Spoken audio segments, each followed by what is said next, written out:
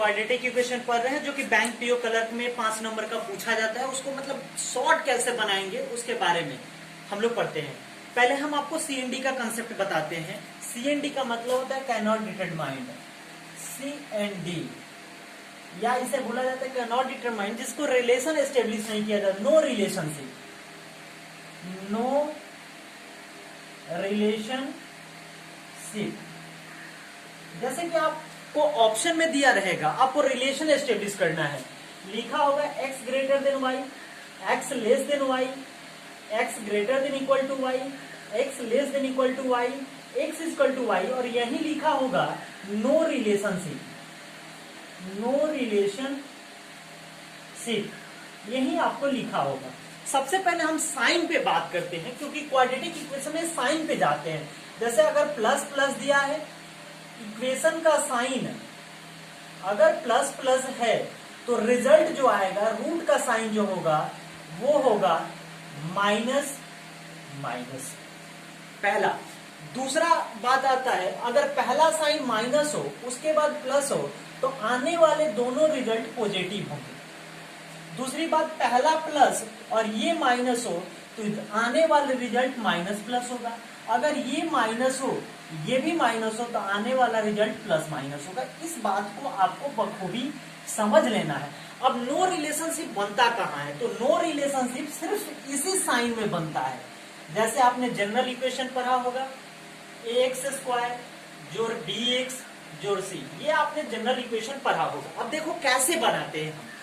जैसे मैंने लिखा पहला ax स्क्वायर जोड़ bx minus c, ay square minus by minus c।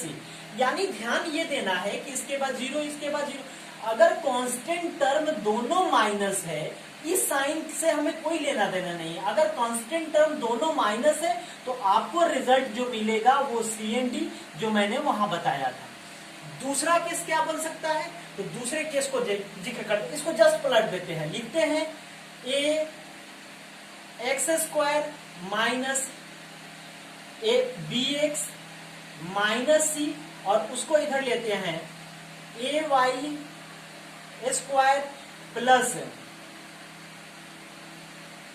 B Y और माइनस सी। देखो जस्ट इसको अपोजिट कर दिए, तो जैसे अपोजिट किए तो रिजल्ट में तो कोई अंतर नहीं पड़ेगा, फिर भी ये क्या होगा, मेरा सीएनडी होगा।